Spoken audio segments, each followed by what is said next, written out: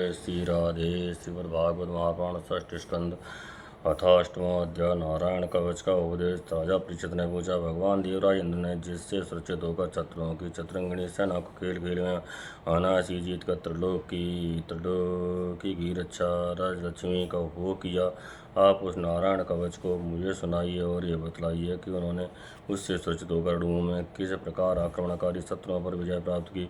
श्री सुखदेव जी ने कहा, परीक्षा, जब देवताओं ने विश्वरूप को पुरोहित बना लिया तब देवराज इंद्र के प्रसन्न करने पर विश्वरूप ने उन्हें नारायण कवच का उपदेश किया। तुम एकाग्रचित्त से उसका श्रवण करो। विश्वरूप ने कहा, देवराज इंद्र का अवसर उपस्थित होने पर नारायण कवच धारण करके अपने शरीर की रक्षा कर लेनी चाहिए। उसकी विधि यह है कि पहले हाथ पैर धोकर आचमन करें, फिर हाथ में कुश की पवित्र धारण करें, उत्तर मुँह बैठ जाएं। इसके बाद कवच धारण पर्यंत और कुछ न बोलने का निश्चय करके पवित्रता से ओम नमो नारायण, ओम नमो भगवते वासुदेवाय इन मंत्रों के द्वारा हृदयादि अगन्याद तथा चंगुष्टादि करन्यास करें। पहले ओम नमो नारायण इसे अष्टाक्षर मंत्र के ओम आदि 8 अक्षरों का क्रम से पैरों, घुटनों, जांघों, पेट, हृदय, वक्षस्थल, मुख और सिर में न्यास करें, अथवा पूर्वोक्त मंत्र के मकार से लेकर ओमकार पर्यंत 8 अक्षरों का सिर से आरंभ करके उन्हीं 8 अंगों में विपरीत क्रम से न्यास करें।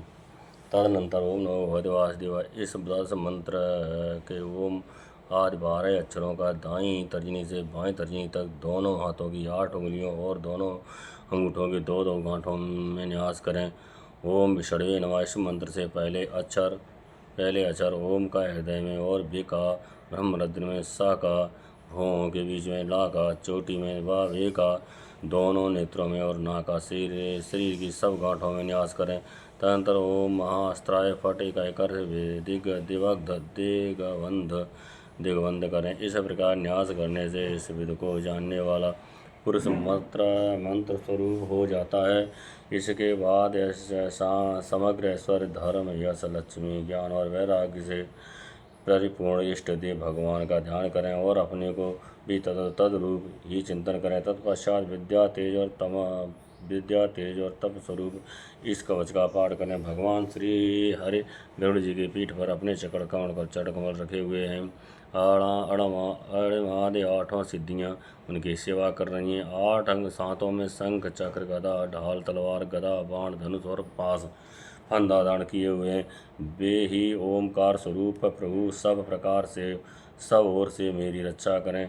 मत्स्य मूर्ति भगवान जल के भीतर जल जंतुओं से और वरुण के पास से मेरी रक्षा करें। माया से ब्रह्मचारी का रूप धारण करने वाले दामन भगवान स्थल पर और विश्वरूप श्री विक्रम भगवान आकाश में मेरी रक्षा करें। जिनके घोर अट्टहास से सब दिशाएं गूंज उठी थीं और गर्भवती दैत्य पत्नियों के गर्भ गिर गए थे, वे दैत्य युद्धपतियों की शत्रु भगवान नरसिंह किले जंगल रणभूमि आदि विकट स्थानों में मेरी रक्षा करें।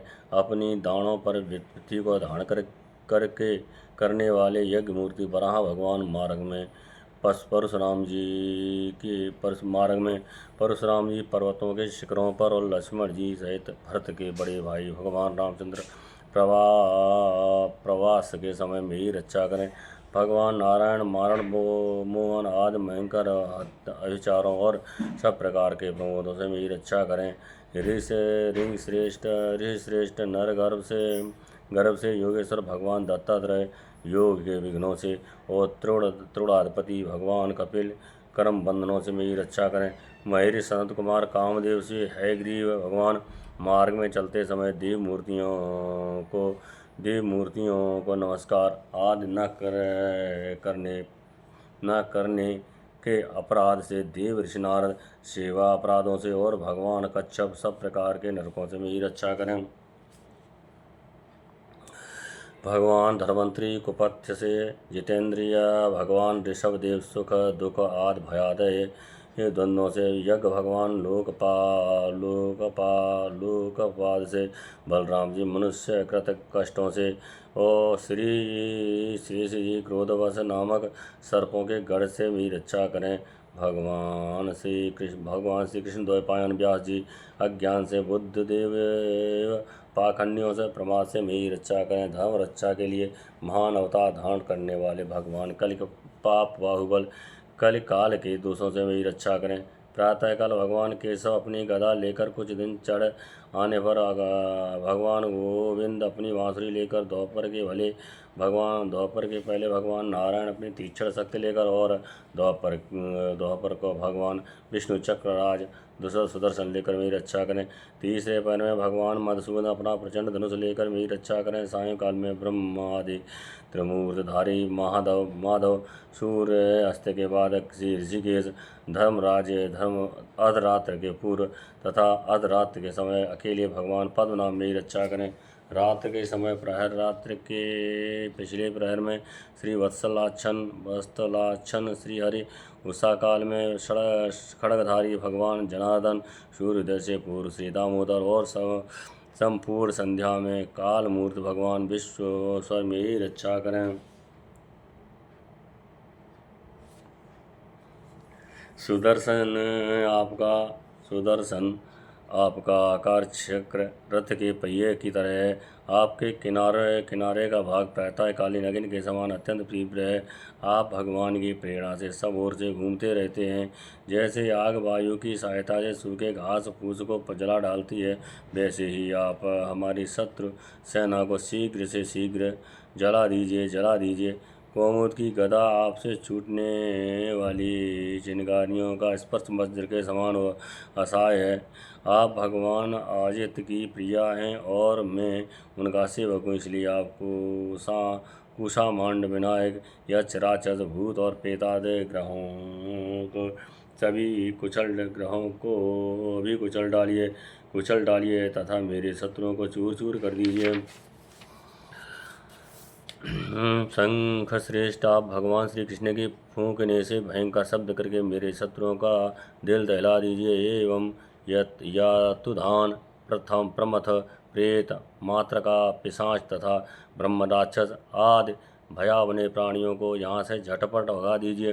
भगवान की प्यारी तलवार आपकी धार बहुत तीक्ष्ण है। आप भगवान की प्रेरणा से मेरे शत्रुओं को छिन्न भिन्न कर दीजिए। भगवान की प्यारी ढाल आपसे सैकड़ों चंद्राकार मंडल हैं। आप पाप दृष्टि परमात्मा शत्रुओं की आंखें बंद कर दीजिए और उन्हें सदा के लिए अंधा बना दीजिए। सूर्य आदि ग्रह, धूमकेतु, पुच्छल तारे आदि केतु, दुष्ट मनुष्य, सर्पाद, रेंगने वाले जंतु, दाढ़ों वाले हिंसक पशु, भूत प्रेत आदि तथा पापी प्राणियों से हमें जो भय हो और जो हमारे मंगल के विरोधी हो, वे सभी भगवान के नाम रूप तथा आयुधों का कीर्तन करने से तत्काल नष्ट हो जाएं। बृहदरंदतर आदि सामवेदी स्तोत्रों से जिनकी स्तुति की जाती है, वे वेद मूर्त भगवान करुण और विश्वक्सेन जी अपने नाम उच्चारण के प्रभाव से हमें सब प्रकार की विपत्तियों से बचाएं। श्री हरि के नाम रूप वाहन आयुध और श्रेष्ठ पार्षद हमारी बुद्धि, इंद्रिय, मन और प्राणों को सब प्रकार के आपत्तियों से बचाएं। जितना भी कार्य अथवा कारण रूप जगत है वह वास्तव में भगवान ही है। इस प्रत्येक भाव से हमारे सारे उपद्रव नष्ट हो जाएं। जो लोग ब्रह्म और आत्मा की एकता का अनुभव कर चुके हैं, उनकी दृष्टि में भगवान का स्वरूप समस्त विकल्पों भेदों से रहित है, फिर भी वे अपनी माया शक्ति के द्वारा भूषण आयुध के रूप में नामक शक्तियों आयुध रूप नामक शक्तियों को धारण करते हैं। ये बात निश्चित रूप से सत्य है। इस कारण सर्वव्यापक भगवान श्री हरि सदा सर्वत्र सब स्वरूपों से हमारी रक्षा करें। जो अपने भयंकर अट्टहास से सब लोगों के भय को भगा देते हैं और अपने तेज से सबका तेज ग्रस लेते हैं, वे भगवान नृसिंह जी दिशा विदिशा में नीचे ऊपर बाहर भीतर सब ओर से हमारी रक्षा करें। देवराज इंद्र, मैंने तुम्हें यह नारायण कवच सुना दिया। इस कवच से तुम अपने को सच्चित कर लो, बस फिर तुम अनायास ही सब दैत्य यूथपतियों को जीत लोगे। इस नारायण कवच को धारण करने वाले पुरुष जिसको भी अपने नेत्रों से देख लेता अथवा पैर से छू देता है, वह तत्काल समस्त भयों से मुक्त हो जाता है। जो इस वैष्णवी विद्या को धारण कर लेता है, उसे राजा, डाकू, प्रेत, पिशाच आदि और बाघ आदि हिंसक जीवों से कभी किसी प्रकार का भय नहीं होता। देवराज, प्राचीन काल की बात है, एक कौशिक गोत्री ब्राह्मण ने इस विद्या को धारण करके योग धारणा से अपना शरीर मरुभूमि में त्याग दिया। जहाँ उस ब्राह्मण का शरीर पड़ा था, उसके ऊपर एक दिन गंधर्वराज चित्ररथ अपनी स्त्रियों के साथ विमान पर बैठकर निकले। वहाँ आते ही वे नीचे की ओर सिर किए विमान सहित आकाश से पृथ्वी पर गिर पड़े। इस घटना से उनके आश्चर्य की सीमा न रही।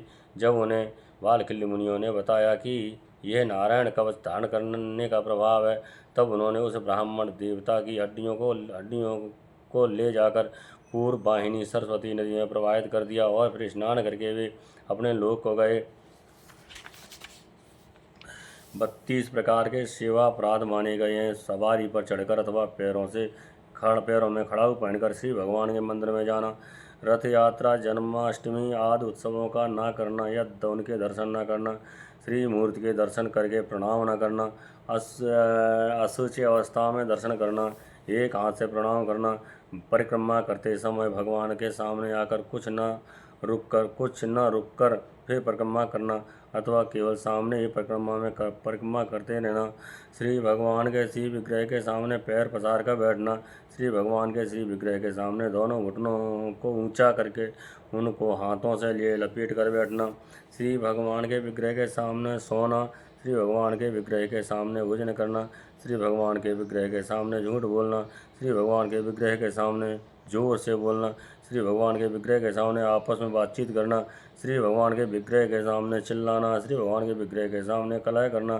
श्री भगवान के विग्रह के सामने किसी को पीड़ा देना, श्री भगवान के विग्रह के सामने किसी पर अनुग्रह करना, श्री भगवान के श्री विग्रह के सामने किसी को निष्ठुर वचन बोलना, श्री भगवान के श्री विग्रह के सामने कंबल से सारा शरीर ढक लेना, श्री भगवान के विग्रह के सामने दूसरे की निंदा करना, श्री भगवान के श्री विग्रह के सामने दूसरे की स्तुति करना, श्री भगवान के श्री विग्रह के सामने अश्लील शब्द बोलना, श्री भगवान के श्री विग्रह के सामने अथोवायु का त्याग करना, श्री शक्ति रहते हुए भी गौड़ अर्थात सामान्य उपचारों से भगवान की सेवा पूजा करना, श्री भगवान को निवेद किए बिना किसी भी वस्तु का खाना पीना, जिस ऋतु में जो फल हो उसे सबसे पहले श्री भगवान को न चढ़ाना, किसी शाक या फल आदि के अगले भाग को तोड़कर भगवान के व्यंजन आदि के लिए न देना, श्री भगवान श्री विग्रह को पीठ देकर बैठना, श्री भगवान के श्री विग्रह के सामने दूसरे किसी को भी प्रणाम करना, गुरुदेव की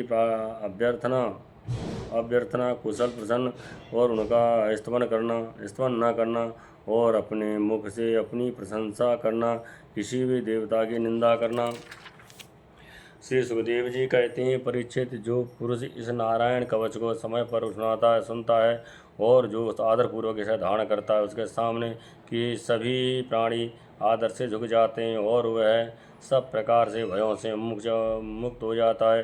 परीक्षित, सतकृत इंद्र ने आचार्य विश्वरूप जी से यह वैष्णवी विद्या प्राप्त करके रणभूमि में असुरों को जीत लिया और वे त्रिलोक लक्ष्मी का भोग करने लगे। इस श्रीमद्भागवते महापुराणे पारमहंस्यां संहितायां षष्ठ स्कंदे नारायण भवर कथनम नमः अष्टमो अध्याय। जय श्री राधे।